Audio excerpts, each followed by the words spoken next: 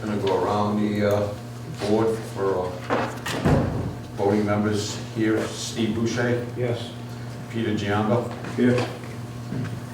here. Dave Davinian, Here. Peter Benoni, Here. Ryan Resendes, Here. Justice Angel is on vacation. Paul Sullivan here. Melissa Cordero. Cordero. Sorry. And non-voting members, Jessica Braley, Kelsey Janik, Jacob Ballerino. All right. So is there a motion to approve the minutes with the correction on the adjournment? I did not make a motion, Mr. Resendes did, and it was seconded by Mr. Boucher. With that correction to the minutes, is there a motion to approve the minutes? So moved. No, second? Yeah, second. Oh, you said second? No, somebody did. Good. All those in favor? Aye. Let the record reflect Dave's making mistakes. Yeah, I wasn't there. me also, since I missed most of it. That's pretty. Thank you. Okay.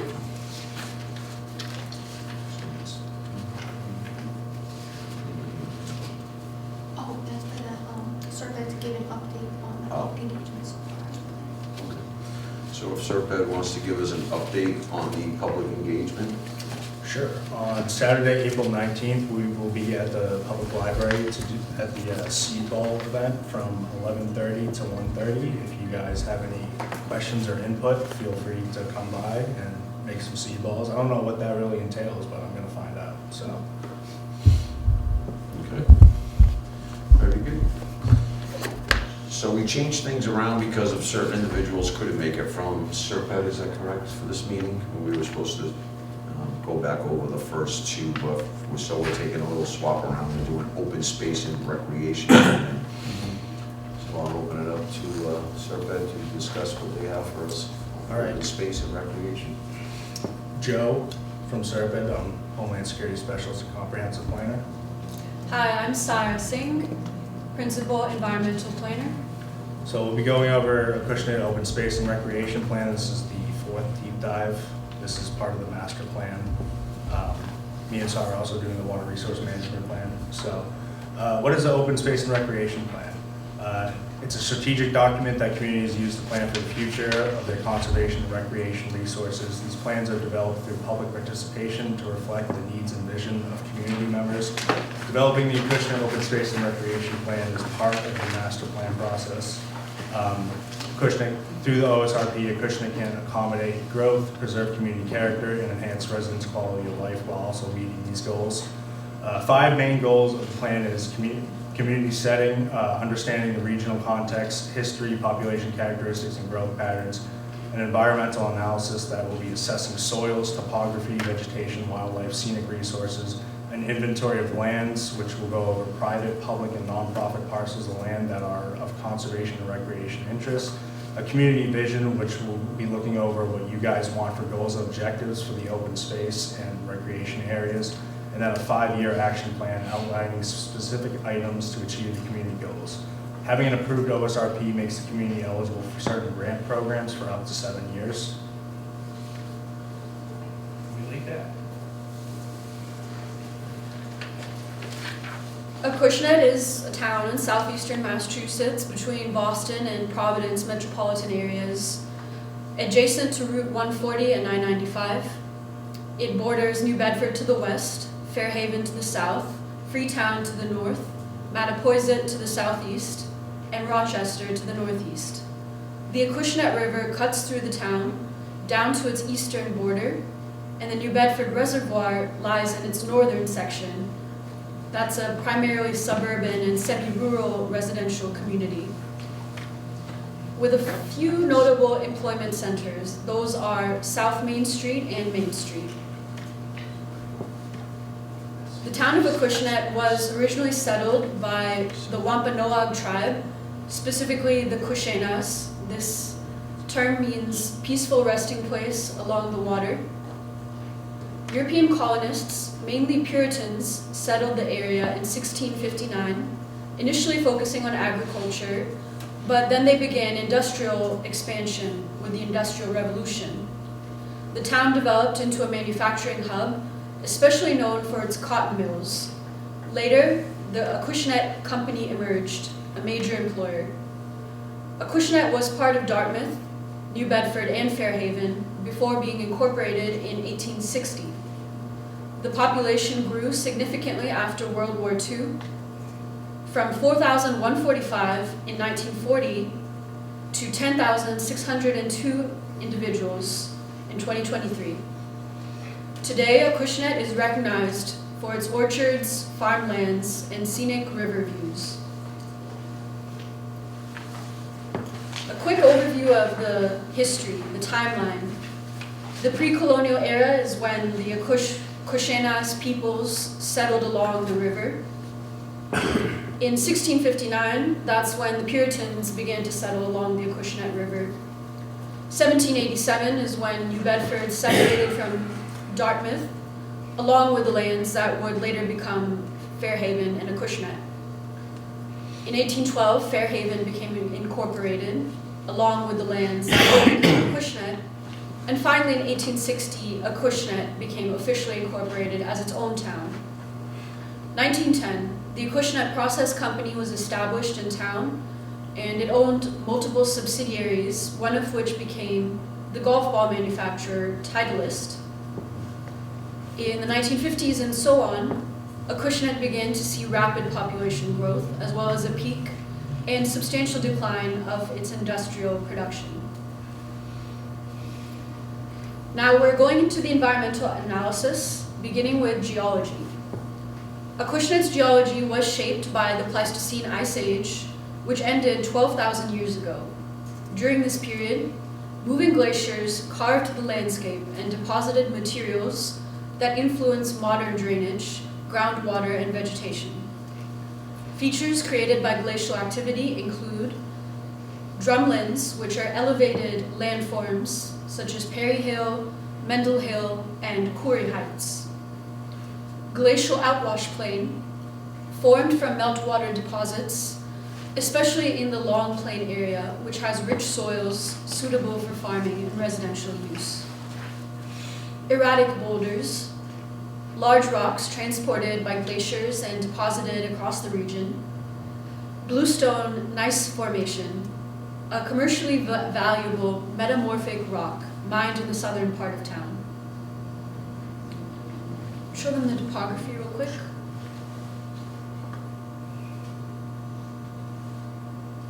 So this shows you the contours of the terrain. High points, low points. Soils and land use implications. Soils determine the suitability of land for various uses, such as farming, forestry, recreation, construction, and wastewater disposal. Due to wet soils, steep slopes, and poor drainage, much of Acushnet's land is unsuitable for large-scale development. However, areas with well-drained soils, such as the outwash plain, are more favorable for agriculture and residential use. Commercial mining of sand, gravel, and clay has also been historically successful in some areas. These are the four major soil types found in Acushnet. And the reason why there's dashes, sometimes three names, is because these are mixtures where multiple soil types are meeting. So even in Paxton, Woodbridge, Whitman, that's a mixture of three. That's found in the northwest part of Acushnet, upland hills with moderate drainage, but hard pan layers that restrict water movement. Whitman soils are located in low-lying areas. They're poorly drained with a high water table. Paxton, Woodbridge, Ridgebury in the eastern part, similar to the northwest, with poorly drained soils near the waterways and limitations due to wetness, low permeability, and surface stones. Hinckley, Freetown, Scarborough, this is in the upper Acushnet River Basin. Sandy, gravelly, and organic soils. Hinckley soils are drought-prone but highly permeable. Freetown and Scarborough soils are poorly drained and found in depressional areas. Urban altered soils in the southwest corner. 19% of the town's land is covered by buildings and pavement, making soil classification impractical in these areas. Now, I won't go through all of these plant species commonly found in Acushnet. The vast majority are native, but I'll share some highlights.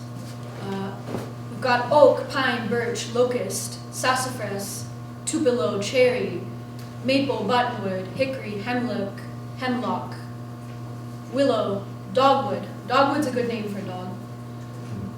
Shrubs and vines, swamp azalea, pepperbush, sumac, woodbine, shrub willows, ironwood, osiers, black alder, blueberry, autumn olive. That's a good name for a little girl. Lady slipper, chicory, ferns, meadow rue, jack in the pulpit, tansy, ragwort. That's a good name for a little boy. And Joe Pyeweed and black-eyed Susan. Vegetation plays a crucial role in both the ecological and human communities. Why? Because of these 5 reasons. The ecological services. Vegetation supports habitats and ecosystems, stabilizing soils and preventing erosion, enhancing groundwater infiltration, serving as a visual and noise buffer, and improving local air quality. Composition of forests in Acushnet. Forests cover over half of the town's land area. This makes the town the most abundant, the forests are the most abundant vegetative resource in the town. They provide habitat for wildlife, they contribute to landscape diversity, and offer recreational spaces for residents. The forests here are not large, continuous tracts, but rather they are scattered woodlands interspersed with residential areas and open fields. The dominant hardwood species are white oak, black oak, and red maple. The dominant softwood species are eastern white pine and white cedar. Proper forest management is essential, especially in water recharge and supply areas. Healthy forests contribute to controlling stormwater runoff and erosion, filtering airborne and waterborne pollutants before they reach water sources, and promoting groundwater infiltration. Sustainable timber harvesting can enhance forest health by allowing sunlight, water, and air to reach younger trees, promoting growth and increasing rainwater infiltration. On the other hand, unmanaged forests eventually develop into old-growth forests, which are rare in Massachusetts, and they provide exceptional habitat value. Acushnet's participation in forestry management programs would help the community maintain healthy, diverse forests while also preserving the old-growth trees. Some beautiful photography of your native wildlife. Clockwise from the left, that's river herring, great horned owl, red fox, northern red-bellied cooter, and the American eel.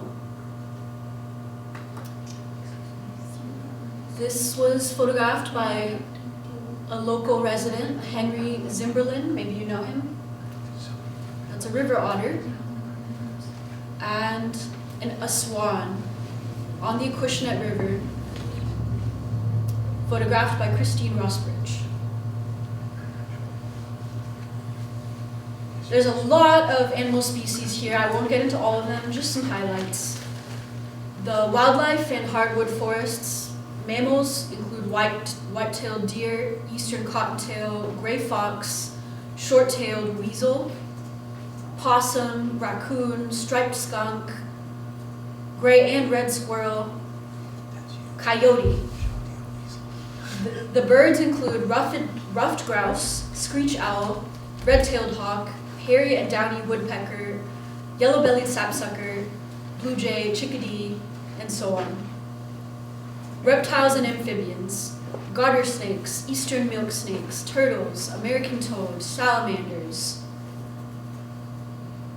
And then you see that there's further divisions for open and agricultural lands and the wild wetlands categories as well. Go on. Do you need something? Yeah, can I ask one question? In your teams, is your microphone off in the Teams app? Yes. It is? Okay. I'm just gonna unmute for 1 second. I want to see if we get feedback.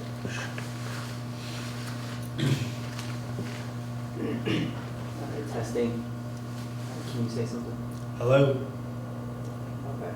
Alright, we're gonna try it if we get, I'm working with the IT guy right now as the meeting's going to see if we can fix the echo. But I have this unmuted so the people that are joined can hear. Okay. So if we get feedback, we kind of might just have to deal with it for a few minutes until I can figure out what's going on. They're still getting feedback? No, I had muted it when Oh, the meeting okay. started because we were getting that weird echo. Okay. So I just unmuted this so they should be able to hear now. But if we get that weird echo, I'm trying to work on it. Okay. Thank you. No problem. So for the survey, we had a public survey. I don't know if you guys have seen it yet, but just to go over a couple of the responses so far, we have about 50 responses. Some of the highlights of what residents want for recreational facilities or types of activity that's not currently available, a community farming type experience, picnic areas, dog park, off-road / ATV trails, outdoor concerts, bike lanes. Here's a little graphic of this question. What do you like best about Acushnet's open spaces? Most people, hiking and walking trails, baseball, soccer, multi-purpose fields, conservation areas was a big one, playgrounds, Pope Park. For what specific improvements are needed in these sites, some of the comments were Riverview Park is in serious need of maintenance, especially the playground area, updates to the basketball courts, tennis courts, and soccer field, modernize or expand walking areas, cleaner trails, wider trails, more accessibility. Golf course should have a clubhouse / grill room, bathrooms at the playground. And then another question, which of the following approaches to open spaces and preservation do you want to support most? And most people wanted to promote the use of existing open space land rather than purchase new open space land. Also encourage the donation of land and protect land through zoning. So, Joe, playground at Riverview Park, we don't have a playground. There's no playground. That's That's, New Bedford. that's the New Bedford side of it, so I don't know how that, So somebody left a comment in there. whoever left that comment, that side of the park from the side of the river, that's the New Bedford side. So it's like We only have a grass Okay. area, it's really just like a So, picnic table, okay. there's no playground, there's no anything. Okay, It's just a so grass field, basically. good to know. I'll edit that comment. Going to the river, it's not Yeah. New Bedford, that's Okay. New Bedford, not Acushnet. Thank you. Not to mention a clubhouse and grill room on the golf course has nothing to do with the open spaces. The golf course is owned by the town, and it's an open Recreation. space, recreational open space. But to build a building on an open space or construction on it kind of defeats the purpose of an open space, doesn't it? I'm not saying not to do it. It's amenities. I'm surprised that got It's, piled in with it. it's amenities, so I mean, It's that kind of would be, recreational, Yeah. so we're talking two categories, recreational and open space, so the golf course would be considered recreational. And we are looking to do, the town's looking to build a new clubhouse there, so. yeah, that was one of the comments that we had, was to set up a meeting with the golf committee or whoever else is involved. It's already in motion. Oh, okay, We great. have actually we have a golf management committee, we just appointed a golf exploratory committee to kind of work side by side. Great, we'll talk to them. That'll be a good highlight for the plan. And then, so just a little bit of mapping in here of the open spaces. My layers would load, there we go. So this is kind of a big master map right here of protected areas while also having ecologically significant land. So this is kind of just to highlight, this is all the parcel data is on here as well, just to outline who owns what kind of land in different ecologically significant lands such as wetlands, community core areas, forest core areas, rare species. Highest priority land that should be protected according to this map is Hathaway Swamp, surrounding areas of the town forest, and parcels around the Acushnet River and reservoir. So everything in red here is what is already protected in perpetuity, and then everything else around it is some kind of ecologically significant land, whether it's forest core, rare species. So if you guys wanted to dive into that, definitely play around with this, look at the parcels. Because one of the things that we talked with the Mark and Chad was how the town can look into prioritizing which parcel of land would be best to look into purchasing down the road if that is something you guys were interested in. And then here's a nice clean version of it. In total, there are 1,752 acres that are labeled as open space in Acushnet. 1,514 of those acres have a protection level in perpetuity. This protection ensures that the property remains conserved and managed for the benefit of future generations, regardless of changes in ownership or organizational status. The remaining 238 acres have a protection level of limited, temporary, or unknown. The list of town-owned spaces, according to Mass GIS, is the Town Forest, Hope Park, Porter Street Conservation Area, Acushnet River Conservation Area, Long Plain Cemetery, Acushnet Cemetery, Button Woods Meadow Conservation Area, Quaker Wells Water Supply Land, Long Plain Friends Meeting House and Cemetery, White's Dairy Farm Conservation Area, Acushnet River Valley Golf Course, Perkins Lane Conservation Area, Acushnet Elementary and Ford Middle School, that's kind of like the back half of that property. Metapoiset Road Conservation Area, Wing Lane Conservation Area, Nestles Lane Conservation Area, Lantern Lane Conservation Area. And then as far as ownership by acreage, Acushnet owns 40% or 707 acres of its open spaces. Buzzards Bay Coalition owns 20.4%, 357 acres. Fairhaven Acushnet Preservation Land Trust owns 16.4%, 287 acres. And then private owners and various land trusts own 22.8% or 400 acres of the land.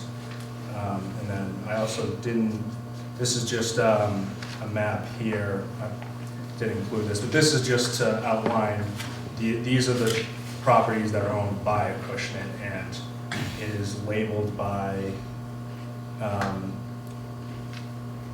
the type, so agriculture, recreation, conservation, historical culture, other recreation. So you had a question about the golf course. The golf course is labeled as a recreational area. So just kind of, for this plan, what properties do you guys really want to focus on for existing properties? As far as part of the plan is we are going to do an ADA assessment, which is going to be looking at the accessibility to different open spaces. So we'll be going around the town, looking at parking, looking at sidewalks, ramps, hiking trails. There's an outdoor ADA assessment from DCR that we will go out and do, but Pope Park will be another one that probably you guys would want to focus on. But what properties stand out to you guys as far as most popular, what needs most work? Chairman, Mr. Davignon? well, I'd like to know, like, how many of these properties that are open space have public access at all? That's why I don't think a lot of them do. Yeah, that's why All we're- these- A lot of them get a park like in front of somebody's house to get in there. I pretty much stepped foot on all of these. Perkins Lane, no parking.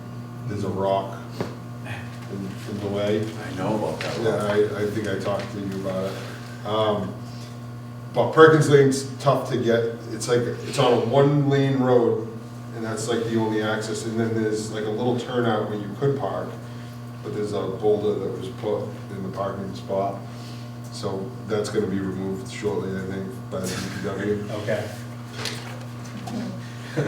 Do you think? Yeah, that's part of the ADA assessment, is just going to each property. We're gonna go take pictures, we're gonna see, is there a hiking trail here? What's the access like? Town forest, really, there's no parking for that, that's the U-shaped one off of Hathaway Road. Yeah, I guess you could park down, where's it, Soul, Wing Lane, but it's a hike. You'd probably get there that way. so that, and then also, just to, so this was something very recently purchased by the Buzzards Bay Coalition. They actually bought these parcels in here, and I know that there's a drive, there is road access to this property.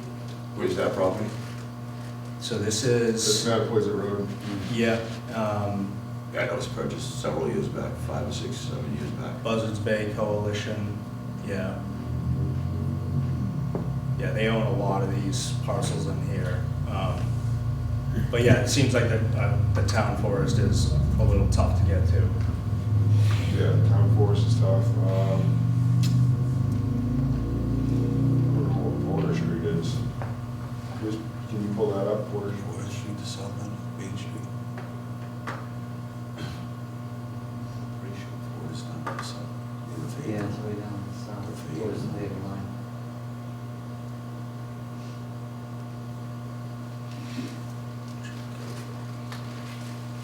Is that along the map? Is that along the river? Right there, Yeah, I think it's down here, down that way, yeah. little tiny piece.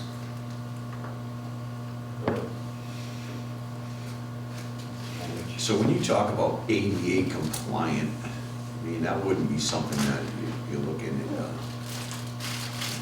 open space and stuff It's like mostly that. parking. It's like Yeah. walking trails and stuff. It's kind of, there's no like, oh, this trail has to be like leveled or anything. It's just, it's actually one of the things that I want to do for the open spaces is a deliverable of all the hiking trails in the town. So you can, I'll have a map like this that you can pull up and it'll tell you what the rules and regulations are. Can you hunt here? Can you fish here? Can you hike here? Is there access to this? Is there parking spaces? And there'll just be a list of everything there. Oh, the parking's here, you can park here. And if it doesn't, then it'll just be, this is a piece of conservation land. It'd be nice to, some of our open space land to have hiking trails and things of the like and have an actual parking lot. Yeah, The problem is when you start bringing parking lots to open space areas, you have bad things going on at night. that is true. So it's kind of one of those, offsets is we'd have to figure out as a town on how where we would do something like that. And you wouldn't want to just do it out in Timbuktu where there's not other residents around, because Mhm. those are really the eyes on the place. They're Yeah. really gonna maintain the eyes on it for like security reasons, right? If you just do it out in the wooded area where it's kind of vacant, there's no other residential homes, people go down here and that's Oh, where yeah. dumb things start happening, right? Yeah. We have some instances, and I don't wanna talk about too much of that, but we have instances where we have open parking lots in the town, and we have certain individuals from outside come here and try to use our parking lots for dumb stuff at night, Mhm. right? Yeah, And thank God we do have residents that are in the area, which you always call, where we're sitting at the PD, right? So it's kind of one of those things you gotta measure for safety purposes, right? And I think if we were gonna do something, in my own opinion, something larger for hiking trails and stuff, you would wanna try to find that bigger piece of land, right? And then put that one parking lot there instead of trying to have little micro sites everywhere. yeah, You just identify one big parcel, yeah, that's conducive to doing this, right? Without wetlands and everything else. yeah, definitely. Excuse me. The participant on Zoom can't see the map you're sharing. So, Mr. Gasper, I have a question for you. And Mr. Benoit? it's mostly limited knowledge, but we did that reclamation on Lake Street, which has been great. When the weather gets better, it goes through a tremendous amount of usage, day and night. Yeah. But looking at the map, that whole area to the north of it is all listed as unknown. Do we know what the standing is for any of that land? Because it would seem like it'd be a great spot if the opportunity was there to put a large hiking trail around that would give you a waterway view for almost all of it, if it was something we could do. So I don't know all the details about all that land, but there is 3 property owners back there. There's like 2 or 3 houses that are back there that we went up each side of the ponds, and then we cut across their driveway. So you see in the middle of the parking lot, there's a driveway that goes up and down, right? And then we were able to go up the side of the pond and up this other, the smaller pond, I call it the northeast pond. And you can get up there, and then it just, there's a trail that cuts across. So there is a Kind of walking cut trail across. there? There is, but it doesn't go really that deep, like, you'd be done within half an hour, 20 minutes, right? We're talking more of trying to figure out a large swath of land and doing real trail areas and, you know, mountain biking and stuff like that that's allowed in there, right? Well, I know you were also talking about a bike trail, walking trail that would go along the river and across Keating's area. So that's where the coalition owns some land, and they've kind of done some good things and some bad things with land acquisition in the town, but that's a nice piece for us because the parking lot's already there at the Council on Aging, right? And so many people have talked to me about the bike path, how do we gain access to Faven's bike path, right? Because, I mean, the boundaries are unlimited once you get there.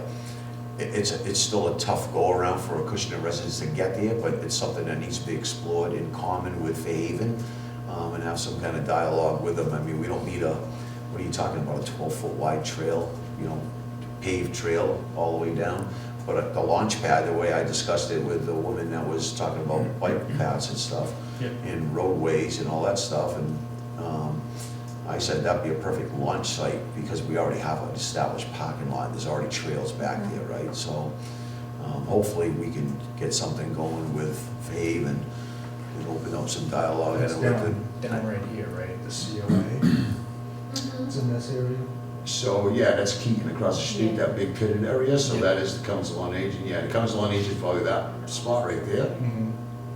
Yeah, Or, yeah, I think it is, yeah, no, the orange one is what the coalition owns. Yeah, The this one. Counseling on Aging is up north further, isn't it? It's right, probably that green little Yeah. box that he was, yeah, oh, it turned, Yeah. Zoom in. no, it turned a different color. Can you zoom? Yeah, there you go. Yeah, so See, it looks like that. that's Council on Aging right there, that big Yeah. spot right there. I can tell by the layout of the driveway, the big circular thing and then the backside. So that's all open up, right? And that's where you would jump through there and then you just come across somehow through that riverway. All the way down by the river would be the sweet spot and get right through there. That's just a paper street you see between those 2 blocks of orange. This is probably a paper street. I don't think that's anybody's land, and if it is, they ain't doing anything with it. Looks like there's some wetlands in there, but that's where you'd have to jump through, and then the neighborhoods in Fairhaven, there's some side streets that are easily accessible to jump onto as well. Most of the town-owned properties do not have walking trails on them though. They're all just raw. I'd say the only one that does is Lantern Lane, and it's real small, it kind of just does a loop in that. Other than that, none of these properties. We also have a beautiful piece of land. What's the name of that street across from Birch Street? We went down there, remember, where the kids were building a bridge with pallets? Weldon Lane? Weldon Lane. Weldon. Down Weldon Yeah, Lane. there's a path I mean, there's through. no parking, and the neighbors, Mr. Resendes and I went down there, because there was some riffraff going on down there, and he alluded to me too, so we went down there and took a look at it. Whoever's trying to build bridges out of pallets and getting over the river and really cutting down trees, being foolish, can't do that. Again, that would be something that you could get in, it's an Eversource easement to get the high tension, you can get in there and just open up a, you know, I don't know, an area 100 by 40 or whatever it may be for a few cars to be able to park, right? Yeah. Yeah, that's what, More at the top. yeah, that's what this plan's about, is just identifying where. And there's some trails through there, and then you can just go in and develop trails too, right? Yep. I mean, you do it slowly, but we have a DPW, I mean, they're looking for things to do sometimes at the end of the year when they're running out of money or whatever. Dan says he runs out of money and he's playing around the golf course right now with car paths, well, go build some walking paths, right? Yeah. He's got the equipment to do it, so it's not something that's outside of the scope of the town's ability to do on its own without paying big bucks to have it done, right? Definitely. And you could do, even if you did a mile a year, Right. Yeah, It's about the not- easy stuff, you know, like how do you get accessibility to, you know, these properties so people can go out? Well, that property, the reason why I mentioned that property is because it's beautiful, because you have the river running, Acushnet River runs through it, right? Yeah. So, and then we have the golf course on the other side, Mhm. so it's kind of sweet, right? Yeah. And there are a lot of people that park, even on, during the winter, if you ever notice, you know, if you folks go by the golf course entranceway, the gates closed in the wintertime when maintenance gets out of there pretty early. There's a lot of people that just park at the top, and then you just go walking through the golf course, right? Mhm. So it's something that is, you know, desirable, Yeah. right? Mhm. And we just gotta put our minds together and start doing things like that, because I think that's things that we can be doing without hitting taxpayers Yeah, for exactly. big money to do things, but you're still giving them some enjoyable life out there, right? Yeah. Exploring, you know, Yeah, it's about doing the, like, the little stuff to make it accessible, and then if you want something bigger, you know, you want to redo Pope Park, that's something we go find a grant for, you know. it's beautiful to have all that open space, but if we're not utilizing that beautiful open space, then, you know, it's one of those things where I think we all would enjoy a lot more that we have it in our ownership, and we have had it in our ownership all those years, but we're not even utilizing it, right? So, Yeah, definitely. and there is another big parcel of land that I'm actually pretty close to securing, 70 acres in back of Hathaway Road. Excellent. It's under Habitat, so the individual that owns that property, I've worked with town council and the individual, the developer that owns all that land, and their attorneys and engineers, so we're pretty close to securing that 70 acres of land. It's off the back of Allison Drive where that development went in. It's a lot of his land was taken by the state for Habitat. Mr. So- Chairman, Keys Farm, we have anything going on up that way? Keys Right Farm now, is like, in Acushnet Faven Land Trust now. It's on Acushnet Bay, which is now become, That's where it was left to. We have a meeting with Cora Pierce. Cora Pierce, yeah. We were trying to get it set up before this meeting, but essentially she wants to turn it into some kind of community garden that people can have access to, which is good section. one of those things that was outlined, you know, farming experience type, so that's still in probate, there's still some stuff going on in there, I think.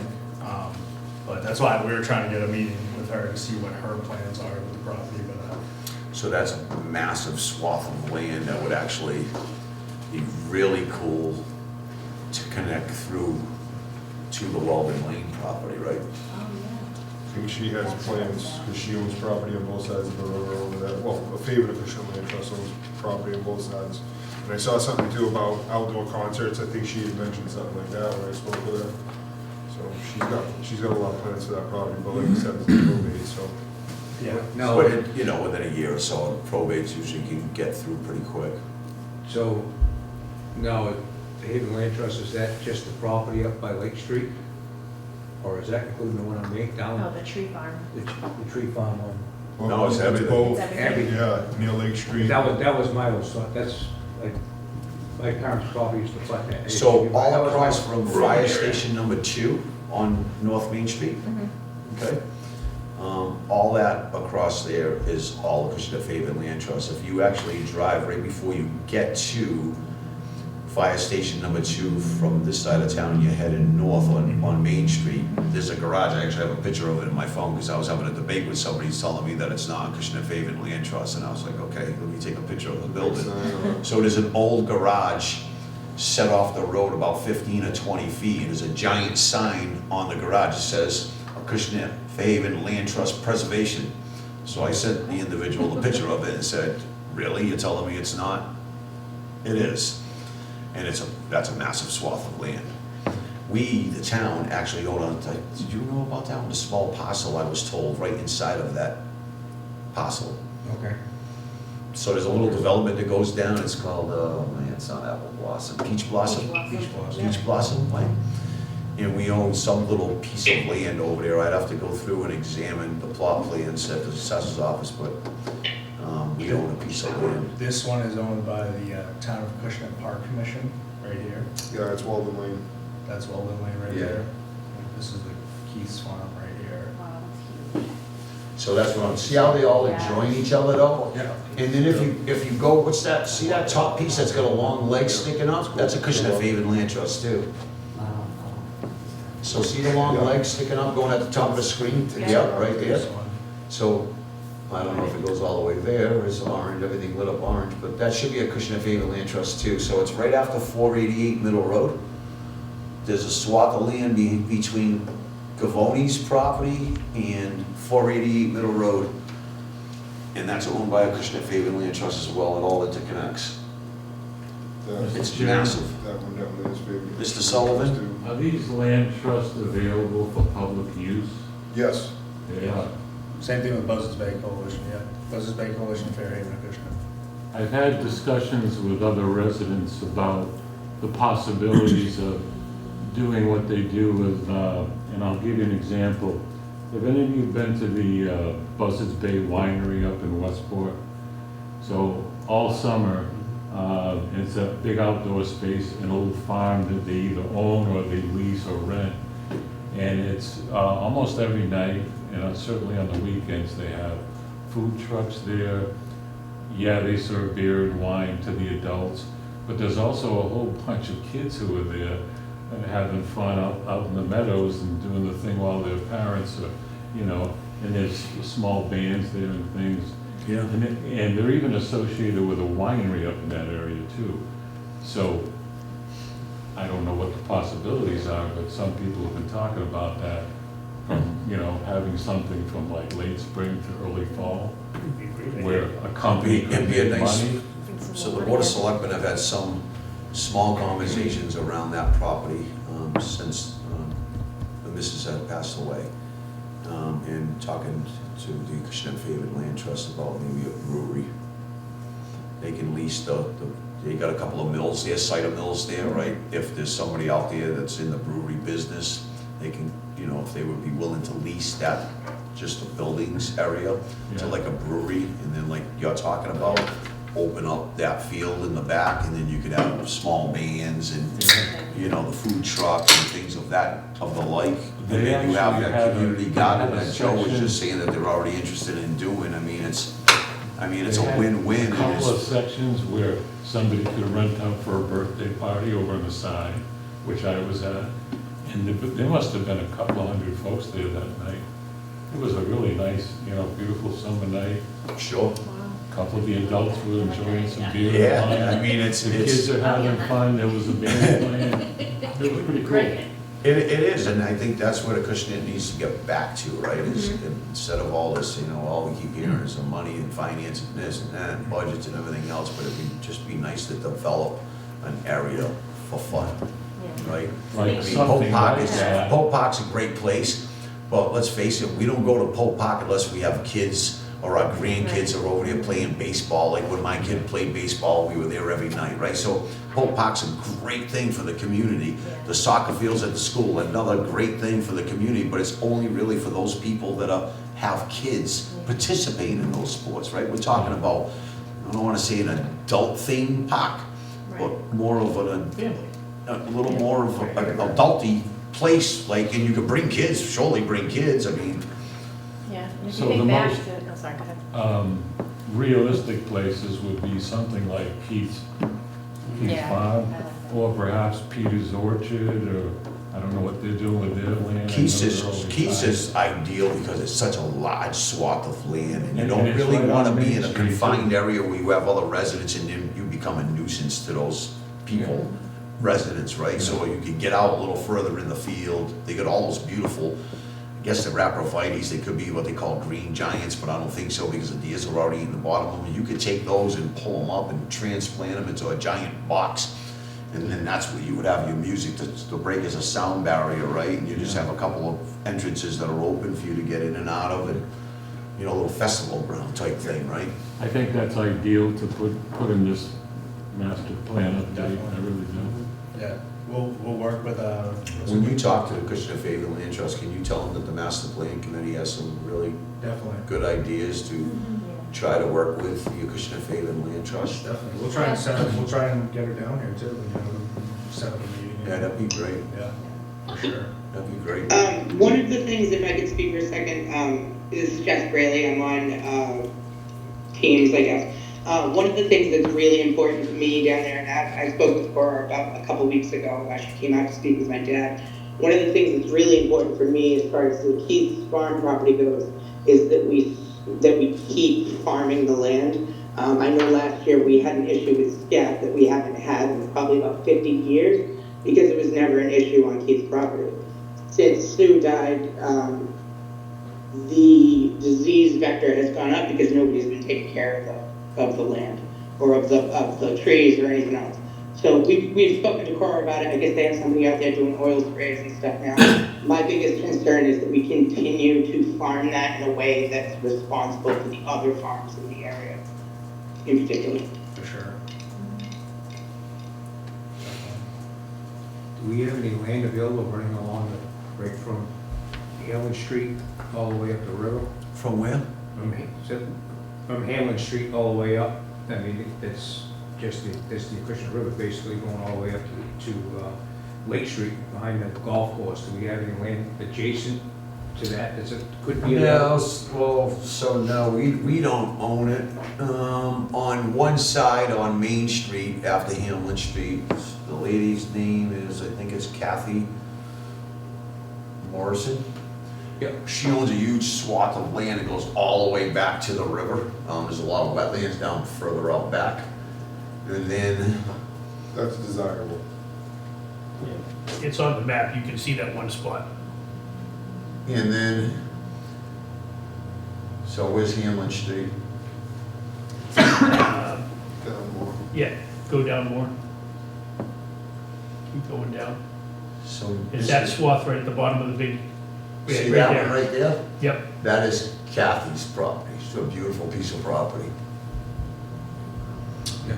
And then you go to the other two pieces of land. One of them was, they were both owned by a Bechtold family. One of them was sold to Mr. White, and the other one is still under ownership by an individual named Bechtold. That connects to that from the White's Dairy parcel behind them. So, to answer your question, it's private property. And that connects those two parcels that I just spoke on that are on the west side of the river. They do connect to the Weldon Lane property. So again, Weldon Lane is really your access point if it was gonna be, or used somehow get in by the golf course, or again, Keith's Tree Farm, right? would there be an easy way to connect those properties right along the water with some type of easement use to just simply put in a hiking path or a bike path part of it? I mean, it seems like we could come all the way from Acushnet Center along the waterway, pretty much up to Lake Street, just about. Mr. Benoit, it's nice that you can see your computer, but we can't see it. Yeah. I'm looking at, and I'm seeing, I thought you were controlling that up there. I'm like, is he doing this now, or what's going on? Well, But I don't know what y'all looking at to we tell were me. just talking about Hamlin Street, that one little swath that goes along the wetlands. Yeah, but the problem with Hamlin Street is this, unless you acquire a piece of the field, which is, it's very wet over there. That, right where your cursor is, that's. There's that's the only, one. Right there. there's And then a, just right at the below. Hamlin Street Bridge, there's a small piece of property, I think that's in Acushnet Favorite Land Trust, right, the old mill, White's Yeah. Mill. Yeah, that's, Yeah. you can see it right there, next one But the down. problem is, I don't know how much parking you can actually get in there, because behind that is owned by the Yeah, Fernandez that was family. way too small. So you don't have a lot of parking there, right? And then you get, because the bridge is right there, and if you have like a lot of people that are really interested in doing it, and you might get people that are gonna try to kayak up the river. I prefer kayaking down the river, a little less work. But you could get those kind of, then you're gonna get a lot of aggravated people, right? Because you don't have a big enough parking area. It's gotta be somewhere like Keith's area or the old Peter's Orchard or So Ms. Braley came in on the Zoom thing, and I couldn't agree more, right? I'm huge into agriculture and farming and everything else right alongside of Ms. Braley. So I love those comments that she just brought in, but I think that that parcel of land is big enough to accommodate multiple uses, For sure. right? So I mean, I don't wanna emphasize too much hope in Acushnet Faven Land Trust, but I really, that would be really I would look at that as like the giant launch pad for everything that we could do from there, right? I mean, we're it's pretty unlimited what we could do out of there, Yeah. you know? Where's the golf course on there? I mean, the golf course runs right down that, at this point. Probably that big swath he's on. Right there, yeah. That is right there, so that's coming up, that comes right up against the river there, right, on the golf course. Right, but we were talking about, Mr. Gaspar, you saying it's not big enough to have parking at the Hamlin Street. If you're utilizing the golf course as parking, you could get into the middle of the swath that I'm talking about along that river and walk either direction. It's nasty. Its terrain is brutal. Wow. Sounds like DPW's problem. No, Where can people access the river? They don't, I just brought it up about kayaking because when I was a kid, Hamlin Street used to be a pond, Okay. and it's dried out now, right? I don't think you could kayak it. Really? So I've canoed it before kayaks were a thing, flipped it in the river too, but whatever. Just walking it recently. Don't care. It's probably a lot overgrown. Yeah, there's a inside. lot of down trees, and I don't think it would be, you wouldn't be able to get down the river clean. You'd have to get out. But it could be surveyed in the summer when it's dry. That's part of the other problem with cities and towns in the state not maintaining our rivers, streams, right? The debris falling into them, somebody should be in there, you know, once every 10 years, and the state should really be responsible to come in and try to clear the waterways and have a program where every 10 years or 5 years, whatever the number may be, that you can tell after you do it, go back 5 years later, see how things are. Doesn't need to be done right away. Okay, so we know that the maintenance plan on that one's 10 years. But it kills me when I drive around, it doesn't matter whether I'm in Acushnet or anywhere else, and I see all these beautiful streams and there's just debris all sunk into the rivers and streams, and it's like, what's gonna happen? Well, again, I mean, here's what it is, I mean, right now, I mean, between lawn fertilizer and everything else going down those rivers and rolling over, I remember Hamlin Street was wide, I mean, we used to walk it all the way up, there was another, you got the mill on the bottom over there on Hamlin Street, another mill way up on the top. When I was a kid, that was, you know, we were Keith's Tree Farm in the back, we would just walk that for miles, walk all the way to the Pine Hill Pavilion, go behind there, Yeah. and there used to be a tree that used to lay over the road, you used to, over the river, we used to shim across and get on the other side, and you had the old mill, I don't even know if The old- tree there's- is still standing there's- over there. Yeah, the mill's still. Behind the Moore's property, which is 474 Middle Road, behind there's an old cotton mill, and That's- well, that's- pieces of that cotton mill is still there. It's still there, yeah, there used to be, I forgot what the stamp on the stone used to be, but a couple of people I know Isn't over this- time isn't went this down still there trying to signed? pull it out. Yeah, there. there's a historical commission sign there. There's a historical commission sign, it's actually, they put up years ago, the historical commission on that mill. It was an old cotton mill. Yeah, that's like I said, another. Like I said, Site of interest, so to speak, if you could act as a, like, so we used to. He'll shoot drag you across- through the woods anywhere you wanna go, he did it with me.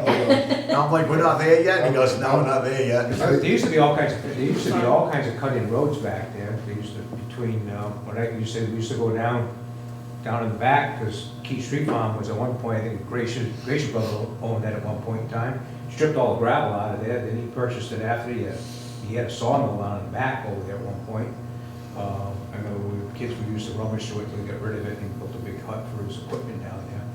But we used to go all the way out in the back out there and walk across, and like I said, that's back in the days when they used to stock the river with brook The only trout. reason why you're talking about this, because you know the statute of limitations is gone now for you, right? Yeah. So you can Yeah. admit, You could say admit- it was your derby. You can admit to all of this stuff now. Yeah.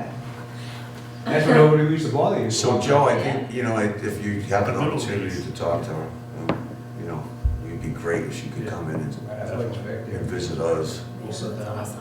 you know, instead of trying to get too crazy about all these other recreational, open space places that we have. Yeah. We could probably, if we get some kind of permission to figure some small areas out of utilization of that property, then we could start looking at how we branch off of that into the town-owned Yeah. property for walking trails and things of the We'll like. make that the focus point of the plan, for sure, Keith's Farm. The other one, yeah, is the other Keys down below, which connects to Weldon. There's huge potential for that whole connection, from Weldon coming all the way to Maine. When I spoke to her, she was talking about some sort of bridge over the river to connect the Where is properties. it? Road bridge. If you, you can, I've been down to Weldon Lane to that cotton mill you're talking about, and then I've actually walked down the high tensions all the way back to Main Street, but, Keys Tree Farm, you know, he has a parking lot in there, right? So you can actually create a takeoff from there, you get all the way over to the top, where the top, the northwest corner of that big property. And The it one connects that to he- the Weldon. one that just Yeah, lit- right there, he's lit on, up? that big piece right there, Weldon Lane, you know, with a four-wheeler, you could get right down all the way to the high tensions, and then you could walk to the cotton mill, and then from, that connects to Keys. So that whole connection, that has great opportunity for walking trails, biking trails. Yeah, absolutely. And there's already a parking lot off of Main Street from Keys. And I think you could probably create some parking on the old Weldon Lane. It has walls on both sides. It's just that all the drainage from Weldon Lane pavement runs in there and it ruts it all out. It needs some work. Oh, speaking of pavement and water quality, stormwater impacts, do you want it to be written into this OSRP a specification about the types of parking lots you're proposing? Because earlier you mentioned increasing public access to open space and recreation areas, parking lots are needed in certain areas. Do you want to focus on permeable parking lots? It should be on crushed stone, in my opinion. Yeah, wrap, whatever they, Yeah. millings from, Something that. so when they mill streets before they repave, that's what they call millings. They grind the street up and you take like 2 inches, most common is 2 inches if you're doing a mill, right? You can do a total reclamation, which just rips everything all up and grinds everything, but that's, so the millings is what you would use and you put it down. It would, eventually after you drive over certain areas so much, it does get kind of tough, but it takes years for that to happen. But yeah, I wouldn't think that we'd want to be paving and Well, here's a question too, would that milling or crushed stone meet any requirements for the ADA compliancy that you were talking about would open us up to grants? Because I think you have to look at grants as a part of the determining factor of what type of parking lot you want to put in. Yeah. Or do you have just a, you know, most of these lots won't be big anyway, but a small section where it's a concrete pad, you know, for handicap. And then the rest is all crushed stone. Yeah, that's a good point too. I mean, you could do it that way as well, right? yeah. A hybrid. You just have, you have so many, so I know ADA compliance, probably like if you have 20 parking spots, 4 need to be handicap, you know, accessible and all that stuff. So Mr. Davini brings up a great point, right? You can make that a concrete slab and just identify it for like handicap parking only, and then the rest of it, you can do seashell. I've seen seashell driveways in parking lots, right? So it depends on where we're doing it and whose property we're doing it on. Again, if we're going back to that Keys Tree Farm and there's something going on there, it's, you know, what is their desire, what is our desire? We trying to make everything, you know, accommodative so that it actually works out. Definitely. You know, we get the best use of that land.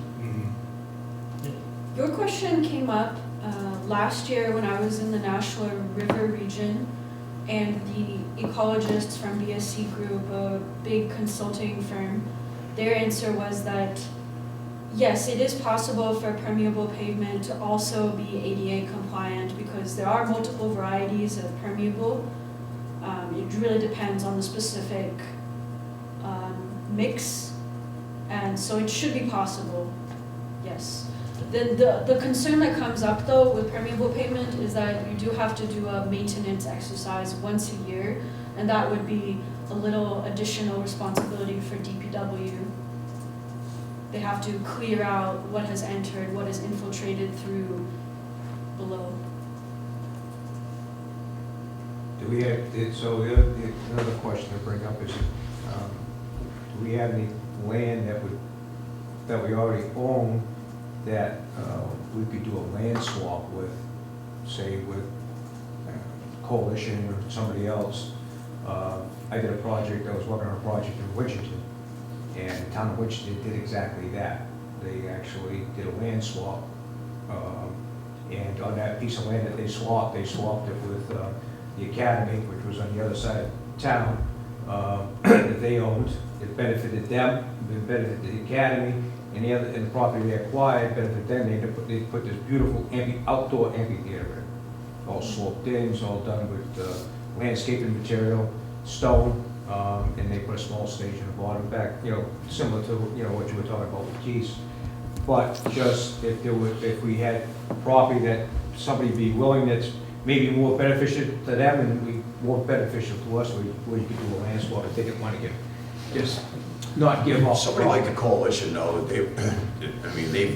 we've, taxpayers of Acushnet have given a lot of money. I'm just using that To as the an example. coalition. It could be a private entity. that- Yeah, like a private landowner, but I don't know. Yeah, I'm yeah. trading with the library. That's right, you beat me to it. We're trading the library. I don't know how many private landowners would be willing to say, yeah, I want 10 acres of your land, I'll give you 10 acres somewhere else. I mean, I don't know. I'm throwing it out there, it's just Yeah, just yeah. as an option. As far as the coalition goes, though, that's basically just a phone call saying, hey, we're gonna use your land, Yeah, because the taxpayers are giving you $1 million in their money to acquire land, and we're gonna put a path through it, develop it, or we want you to do that, right? Most of Connect it to us. Most of their properties do have well-maintained, well-groomed trails, though. Was the big coalition. You gotta. I mean, we have the, right around the corner here, the old sawmills, Acushnet Yeah. Sawmills property, right? yeah, probably on the backside, there, on the other side of the river. I mean, you did the LaPound property on the other side behind the St. Francis School, so you really just, it takes a little bit of time to look at these parcels and try to create some kind of an idea, and then you just look at other parcels and see who owns it and what it is, and do they really have accessibility to it? Is it something that they would, like somebody mentioned, give the town an easement to go through it, right? If you outline a certain path, you know what I mean, to connect somewhere else. That's all conversations that the town could have with different folks. Can you scroll all the way to the north part? There's like one piece way up Keene Road. Thistles Lane. Yeah, no, Yeah, to I the, was just up, gonna say, yeah. not in the middle, right there. To me, that's a useless piece of open space that I'd be on board with what Steve's idea is. That's probably a buildable retreat lot. And if you could swap that out with something more valuable and make something else work. That's. Yeah, but isn't that, Springers? I don't know, I just. Click on it, he knows. I mean, why do we have that piece in the middle of nowhere? What's that say, what's that name on there? It says the owner is town of Acushnet. And it says vacant. What street is that off of? Keene Road. Oh, wait a minute, I know what that piece of, we bought that somewhere in the early 2000s or something. Can you go back to the date, does that show you, is that Muni Map or something that has the date, it'll say the date on it? That's conservation, I think. Unless you can get access. We walked that years ago, I told you weren't around when I was doing Unless you it. get access to the water, I just don't see it's not connected to anything, nobody knows So about is it, the other, no trails. so is the other thing about that parcel, that, before we go crazy trying to pawn that off. There's also a lady that I'm working with on the other side of the river who's looking to donate, I think that parcel's 29 acres, and it abuts the lake, on the other side of that lake, right down that area that there's no access to. I gotta see where her land is, I've spoken to the lady probably 2 months ago, 3 months ago, next. What about that? I don't know, I'd have to look into it a little bit more, but I know. I just see that as. She wants to donate it because she doesn't want, how can I put this? She doesn't want anything to happen to the land because she enjoys watching the deer and all the habitat that's back there, and she doesn't want, down the road, she wants it to be protected, so she asked me to speak to her on behalf of the town to how she could go about donating 30 acres of it. It's like a 29-acre parcel, right? And she wants to stay in conservation. So it just gives Mr. Rossetti somewhere else to go and lay down in the woods. But on that same note that he was talking about, if you go just a little bit further north and west, that, oh, I'm sorry, north and east. There you go, right there. What's that little That's- block? That's Yeah. Perkins Lane, Oh, that's Perkins Lane with your rock. yeah. Yeah. Might have requested that removed. a couple times. already talked to them, they're not listening, I'll make Yeah, so see the access there, it's a single lane road, not paved, not maintained, nothing. It's been paved. Up to the conservation, or maybe right to the farm right there. That little triangle, I think it stops there, then it's a single lane road. That's correct, it's Mr. Mello's farm. That might be a And nice then- trainable area, because it's not near Yeah. any wetlands or anything else. And then it turns into featherbed as you go into, Yeah, that's a rough stretch of Yeah. driving. I did it once, never again. Those are the two pieces that stick out, that maybe you could trade and connect to bigger pieces and make some more value out of what we got. So the town, well, the Board of Selectmen, I asked Mr. Hinckley to take it over because there's certain other things, projects that I was working on behalf of the townspeople that were a little bit bigger in nature, and he did it. So we went to town meeting a year ago, we got permission by town meeting to sell off anything smaller than 20,000 square foot postage stamp lots. And I'm glad that we didn't do that years ago, because now with the governor saying, hey, you can build on a 10,000 square foot lot, our land just became a lot more valuable, right? So again, it's one of those things where now if you sell off, and we do own quite a few small parcels of land, but again, it ups that value. So that would be all those little lots, you sell them off, but at a higher number now. You take that money and you put it in a bank, and then when something else comes up, a nice big tract of land comes up, you have a bank just to go to, right, and say, now we want that piece of land. There's nothing wrong with securing more land. The way things are going nowadays, I mean, what are we leaving behind for future generations? That's the problem, right? We're just starting to get a little too greedy, and everything's build, because we want money, right? And then 10 years, 15 years from now, you won't recognize your own town because there's so much has changed, right? And what are we really doing to the future generations? You know, that's why we have to be cognizant of what we're doing today, so we don't hurt the future generations. and I think that's the problem too, is there's a lot of land in this town that's in chapter, under agriculture, forestry, whatever, and then it goes up for sale, we have the right of first refusal. We have money in CPC money to use, but then it will if it's a certain time of year, town meeting's not coming, they'll have to have a special town meeting to pull money out of CPC funds to purchase that land. So those slip through the cracks because we don't have funds available to purchase those land. And if there was a desirable Piece piece. is desirable enough, it's worth having a special town meeting, right? I know it's costly, but I mean, but if it's valuable, if it seems, we should be. So it's Take a funny look at because it. the property I talked about on Middle Road at abuts Loveland Lanes, land and all that land back there, Acushnet Favorite Land Trust, it's, known as 474 Middle Road, Mrs. Moore's property. I went to school with the kids, right? I had an interest on it, call it a decade ago, and it was only for $250,000, and I didn't do it. And then it came in front of us through that Chapter 61, and it was a potential buyer. I think it was 600 or 625 or something like that. 600,000. And then that individual backed out of it because there's, out of the 27 acres that's there, I think there's only 5.5 acres of uplands on that property, and it's kind of chopped in two different parcels, right? But it killed me for the town not to buy it, but the next one was 500,000, and like Mr. Rosendi said, we were in that point where you just don't have that town meeting, and I thought 500 was kind of a lot for that parcel, Yeah. but it would have been a beautiful parcel for the town to take ownership, because you want to talk about a simple parking lot right off of Middle Road, the front lot, it's uplands, boom, make your parking lot, it's visible from the road for police to drive by and keep an eye on it, right? It's not out in the woods somewhere, and you had all the access in the world to all of that land. I think when things like, I know the property you're talking about comes up, we have to get creative and business like how we do it.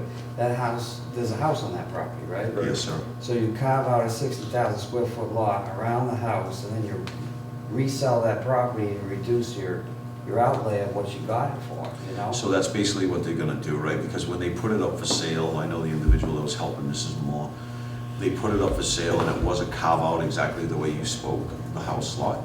And then I think under this new owner, there's an agreement that they keep certain things and Mrs. Moore can keep it until she passes or whatever it may be, right? But then when that happens, that's exactly, the house is not habitable, first and foremost. But you're right, you can block off, forget the house, you demo the house. You have that 60,000 square foot lot, nowadays they're selling for 175 to 225. I mean, you just took a $500,000 parcel, if you sold it for 200, now you own the rest of it for 300 grand. That's a great price, you know? And the other lot gets developed and we get the tax, feminine. for And that. then you have somebody to watch your parking lot. You have somebody to watch you. So, I mean, it's just, I mean, that's kind of what's nice about having a master plan committee is and I always thought the more the better, right? Instead of 2 or 3 people being on the committee, the more the better, because when you start tossing different ideas around, it gets other people starting to think, and then, like Mr. Sullivan was mentioning, the place in Dartmouth or Westport, wherever it was, right? I mean, that's, you give us that vision, he gave us that vision for us to all see it now, and well, we all kind of, I seen a lot of eyes open up and go, hey, that's a good idea, we should look into something like that. I mean, that's what we're all here to do. I've been there, Paul. What was the name of that place I've been- again? It's, Paul, do you know the name of that place? Buzzards Bay Brewery. yeah. It's They're in partnership with a winery in that area too. Yeah, you're sitting on top of the hill and you're overlooking the valley. Oh, it just- is, it's It's nice. really something. It's an And old they're farm. not bands like, They you know, it's, own now. somebody playing a Well, guitar. yeah, yeah. Not sure if the winery. Little is acoustic Westport, thing going on. I Yeah, know maybe, projects in maybe, Westport, so yeah. I'm gonna go check it out, you know? Yes. Go. Oh, We'll get a vision, you know? Whether it's, you know, If you could, Joe, maybe you could take a few pictures and when you meet with Acushnet, really just share that vision for us. But So let's do it 2 decades ago. Mr. Chairman, So you want to keep moving forward? Liquors, just beer and This- all. Done?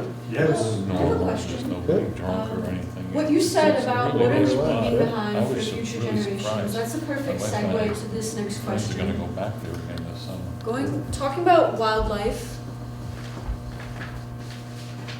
We're going to talk about Mrs. Rossetti's life.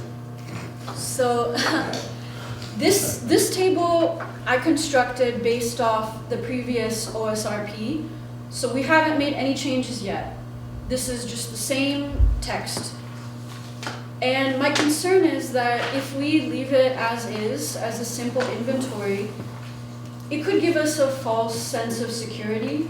It could convey to people that Acushnet's more wealthy in biodiversity than it really is.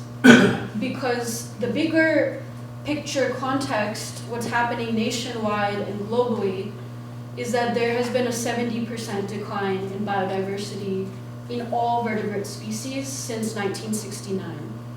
There's an insect apocalypse, and then there's a wider, huge decline in wildlife. And these species that you see listed here, I suspect that many of them are already extinct from Acushnet or endangered. But we don't know, because this is just a simple inventory. And I am suggesting, and I'd like to hear your thoughts about this, what if Joe and I go a little bit above and beyond and update the status so that people know what remains? There's definitely deer. Yeah. How do you I got some in my freezer. Really? I was gonna say, there's Oh, some in my big time. backyard. That's called wildlife So management. anyways, If there's too many, they starve in the winter how would time. we go about doing that? So there's the Department of Fish and Game, there's Mass Wildlife, and then DCR would also have some data sets. I would examine those three, see what can they tell us. The state, being so high up, they have this bird's eye view. Maybe they have some recent data, insights about these species, or maybe not. Then a secondary source would be, what have people been observing? what have they been photographing, posting about. If there's some way we can connect to that noise on social media, on Flickr and photography websites, and just pull from as many data sets and sources as possible to see which of these wildlife actually remain, and how endangered are they? Did we ever figure out what the rare species were in this layer? Because these are all rare species It's a for box turtle? probably box turtle. box Yeah. turtle definitely. Yeah, most of them, I mean, that's what. A mussel, he was a mussel in the river, he was a mussel. And the spotted salamanders. Spotted salamanders. Zebra mussels are invasive. I know, but it's not. My bad. So, okay. So, yeah, So they're rare I until they move in. don't think it's gonna, so you're seeing whatever's up there, whatever they were up there, it's kind of an old concept. Yeah, we don't know like how much biodiversity remains in your So town. then, I think it would be worth. Because that's the environmental analysis part of it, you know, it's like open space and recreation. Well, Mass Wildlife can give you the harvest numbers for deer, and coyotes. No shortage of those. There's a lot of coyotes in town. It's either one of them. If you did like the survey you put out there already on just asking people if you want to chime in on what you see, is, you know, just like we get certain birds in our backyard, and we got a bird book, and my wife will hop on that and tell you every one of the ones we get. And I think that I think you'd be surprised at how much people actually know what's floating around in their backyard, right on the edge of the woods and all that. A lot of these are still, I've seen a lot of these, ruffled grouse, I don't, it's an upland bird, I haven't seen any, but screech owls, red tails, osprey, but I don't know if that's on there, but we see them. I don't know I about think Mr. Dominion's idea is a pretty good idea right there. I mean, Even if it's like 50 people, 40 people, you'll get some Well, detailed honestly, information.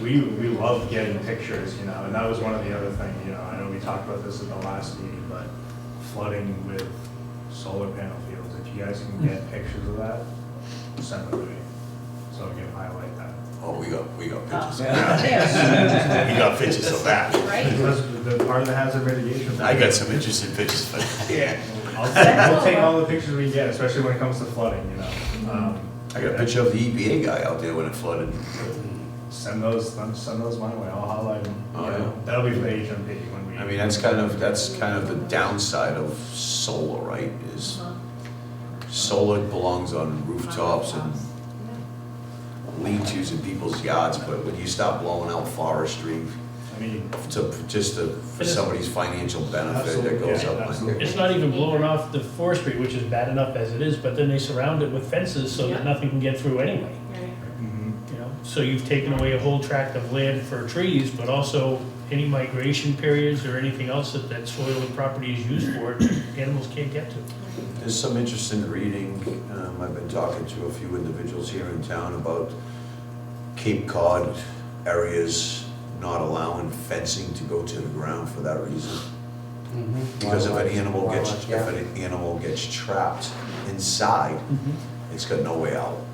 Well, that's great for the small animals, but for the deer and everything else, they're not getting through. No, I'm not, deer and things of the like, but, I mean, what you got him already stuck on deer too now? That's I'm not a hunter, but I enjoy That's called a the good deer pinch, meat that's too. called the pinch point. The deer can't get through the, Yeah. can't get through the fence, so that's where you wanna set up. You sit, you clean, that's where you sit your Claymore. Because the deer like edges, deer travel edges. Yeah. Edges of fields, edges of. We're not going after Bambi, just the mother. We've picked on Bambi enough tonight, leave Bambi alone. So I got one question. How do we Mr. take Boucher, One this with each implement. Mr. Boucher. open space, recreational area and basically roll it into our economic development? Say As it. far as you north end of town, right? So all these things we've been talking about could possibly end up out of our economic development as well. How do we, I don't know what the Well, ideas would be. that Keith Farm proposal you were talking about can be an area to generate retail and entertainment sales. Whether it's licensing for food trucks that are there on a per event basis. Yeah. you tie it into fundraisers for the town and for open spaces with concerts, We got, right? You have enough parking space in the area, you can have a car show coupled with entertainment. right. I mean, you hear everybody talking about the car show in Fairhaven or this or that. Hey, we have a nice car show here at Acushnet How often? A parade once a year, right? How often? once a year. Right? What if you could do it every We other started weekend it, on we this? started in 2010, the sesquicentennial year, the 150th birthday of the town of Acushnet. It was actually the year I was first elected. Throw motorcycles And I've in been there too. doing it maybe I'll since. show 'em. Yeah, 105 is like a. But it is, no, I mean, that's what I'm trying to say to me. If we can figure out a way to utilize some of the grounds, a large portion of it is still under agricultural, as Ms. Braley was saying. I know she's on Zoom, I think she still might be on Zoom. Agricultural is,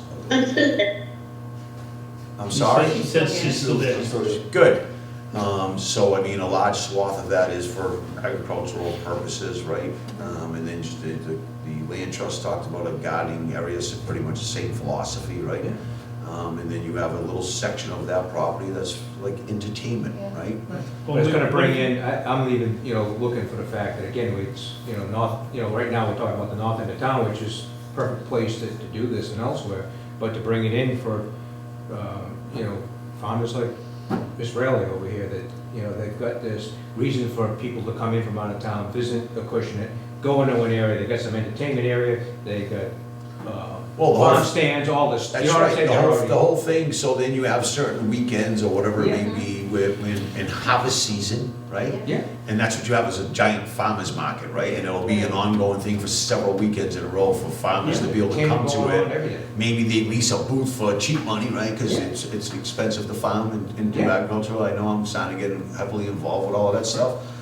And it's very costly to do this stuff. Well, I don't think most people realize how much it costs to raise cattle and Yeah. hogs and things of the like, but, I mean, most people go to the grocery store and just buy stuff and they don't realize what goes into it, but there's a lot that goes.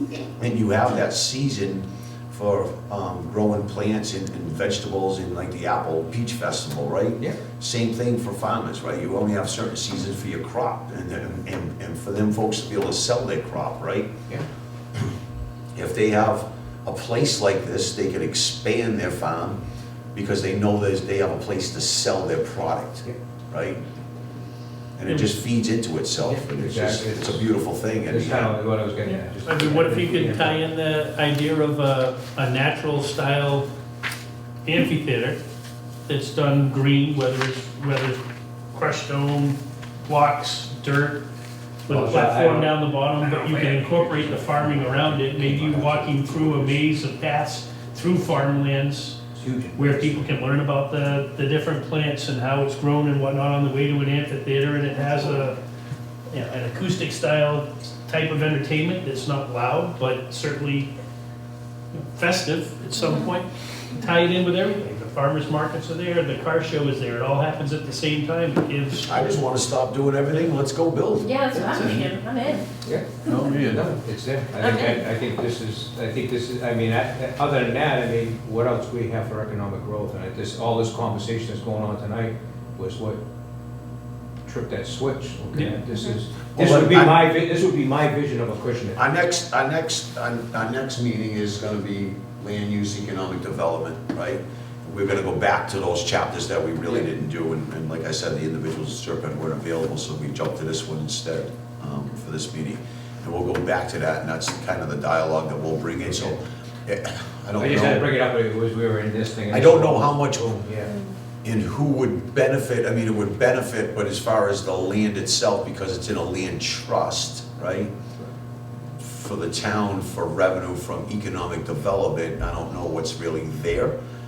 But it's surely good, like the Acushnet Favorite Land Trust, we have to figure something out with them. How do we do certain agreements, right? Maybe we land lease from them a certain section, and then we lease to other folks, right? I don't know. So it was just, the thought was there, because again, that's kind of what I, kind of Something vision like- of north end of town, it's But very. the events, clean, you know? sorry to interrupt, the events are gonna bring people into town and Yeah. shop at our stores and stuff, Yeah. stop at our liquor Stop stores at and- it, or backing whatever, up you the know? farmers. make and everybody reservations else, at you know. restaurants in the area Right, go before to- they go or after they go. Just like. Support them so they don't have to sell it off. Yeah. Came from out of town. I mean, that's, Mr. Rossetti is hitting on is, Yeah.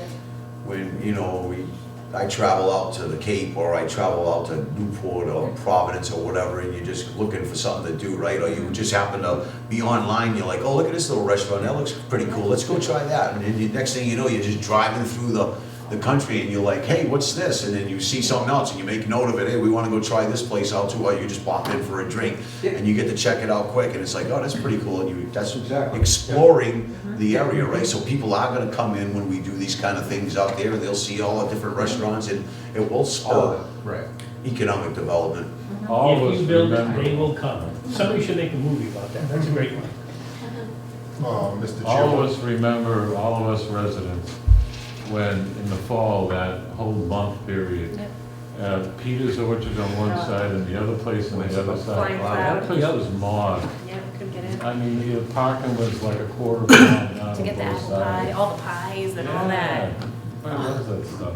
My wife's family always used to go up into Central Mass to do apple picking, and we were like, Yeah. that's we right moved here. into Acushnet There it is. in 2000, and it's like, well, why?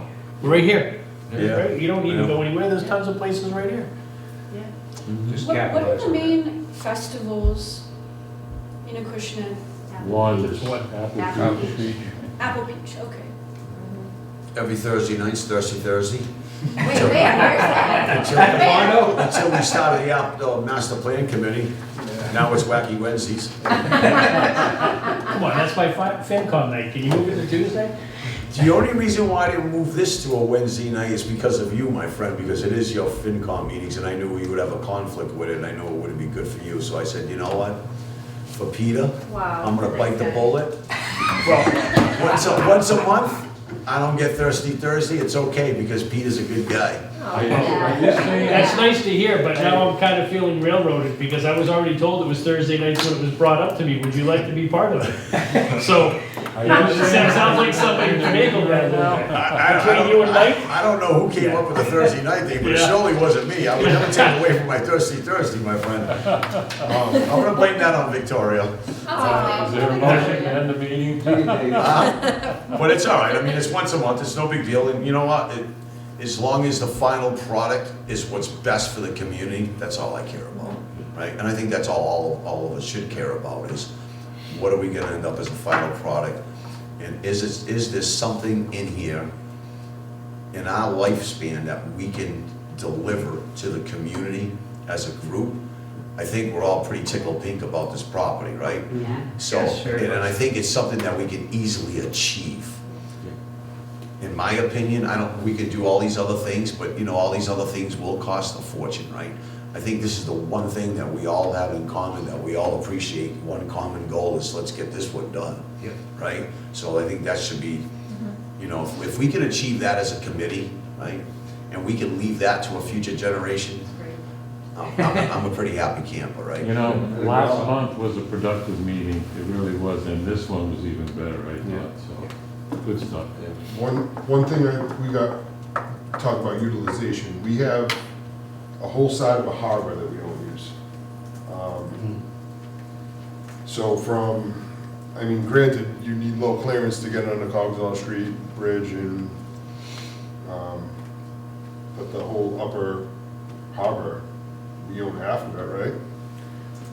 Have you Utilize- heard that, I read an article last week, the city of New Bedford with some other organization is gonna put a, you know the old Aerobox property? Yeah, They're gonna put a over, rowing Pier.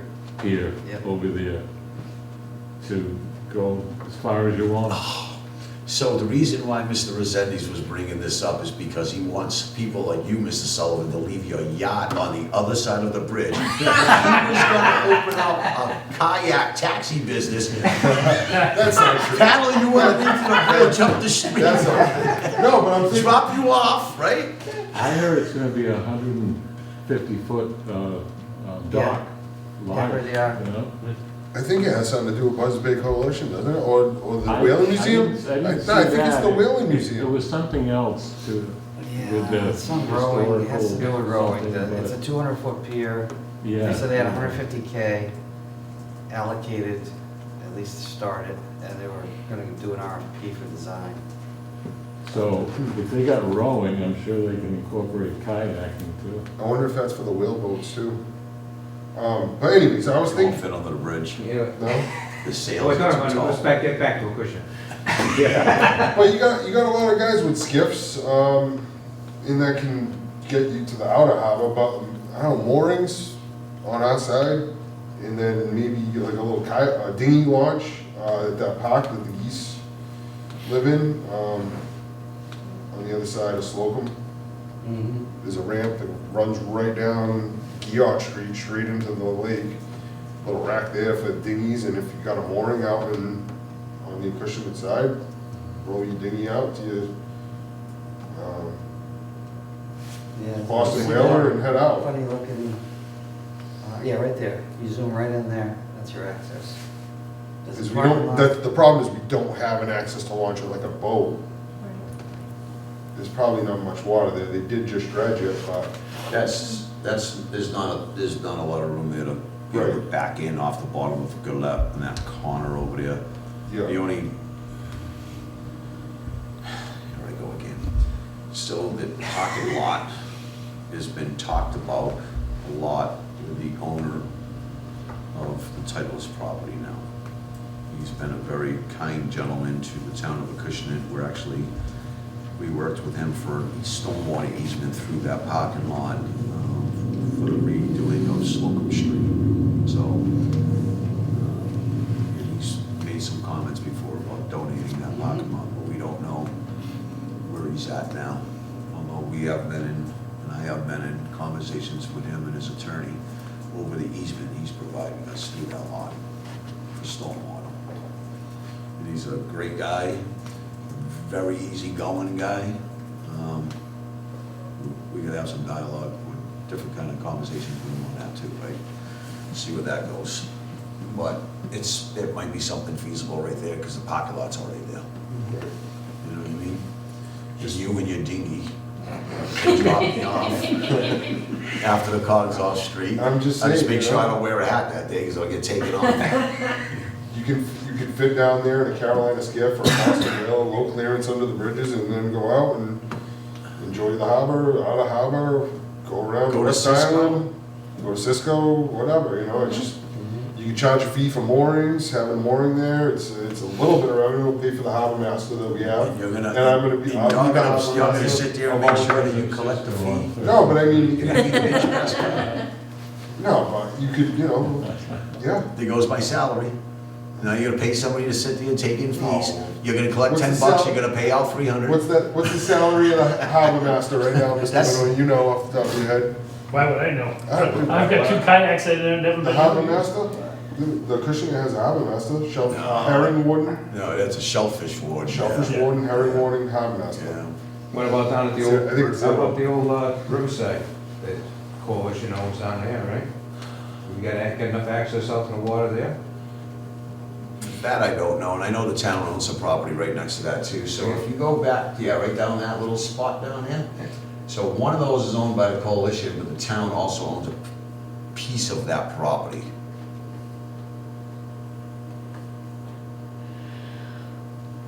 Acushnet River Reserve. That's under the coalition though. Conservation. That's us, that one, that's what I'm talking about. Yeah. Yep. The coalition bought another one.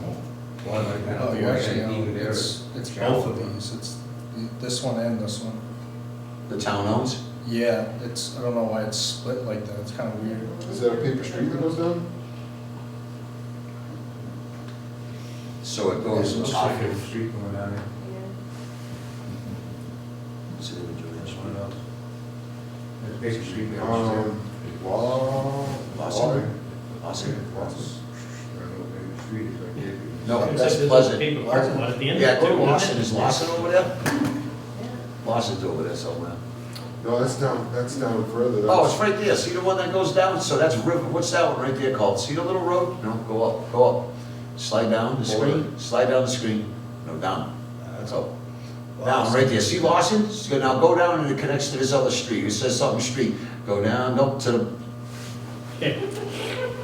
Hold on, hold Yeah, on. right there, it's at an angle. You keep clicking and moving, he hasn't. So that's Beach Street, that's Beach Street, that's where Riverside used to be. Alright. The boneyard that Mr. Boucher's talking about, Beach Street, and that goes right to our property. And that road is still a little road. Beach Street heads down there. That's how you get to our property. The coalition bought that old property. You might be able to do a pier, because you're gonna have marshland. Yeah, it's all marsh. What is this little skinny piece? If you had a pier out to the waterways and floats, for access. Interesting. I don't know what that is. I don't know, something to use outside of the river. Or in That's the right, upper harbor. That map available to committee members? Yeah, It's so on- this was in it's this was in the link that Victoria sent. If you pull into it, because I've got it up now, I mean, you can do Okay. the same thing that he's doing, click on it and get all the info. Same thing. It's with- on Mass Muni Mapper. All laid out like that? Yeah. Oh, okay. Yep, and then you just slide your little mouse over it, like what he's saying. Yeah. It's his is set up a little bit different than Mass Mini Mapper. When I do it, it shows it horizontal, not vertical like his is, but it gives you all the information. You slide it right over and you, and it tells you the owner of the property, the size of the property, everything. It's pretty cool. Muni Mapper. Committee map. Yep. Mass map. But if you want all the color codes and everything, it's in the We link. all set, Joe? Yeah, definitely. Yeah. All right, let's not. Right. Let's go. Yeah. She's gonna be down there tomorrow with a shovel. Great. Yeah, right down the. She's like, I'm on. All right, so with no other further business, is there a motion to adjourn? Motion to adjourn. Second. Whoa, whoa, whoa. Motion to adjourn by the vice chair, Mr. Resendes. Is there a second? Aye. Okay. Is there a second? Second. Second, yeah. Mr. Dominion said There's second. all kinds of seconds. I was second. I was first. Okay, whatever. Yeah. Just put them all on Come seconds. on, everybody seconded it, we're out of here. It's me. Want my Okay, name on thank it. you. And now.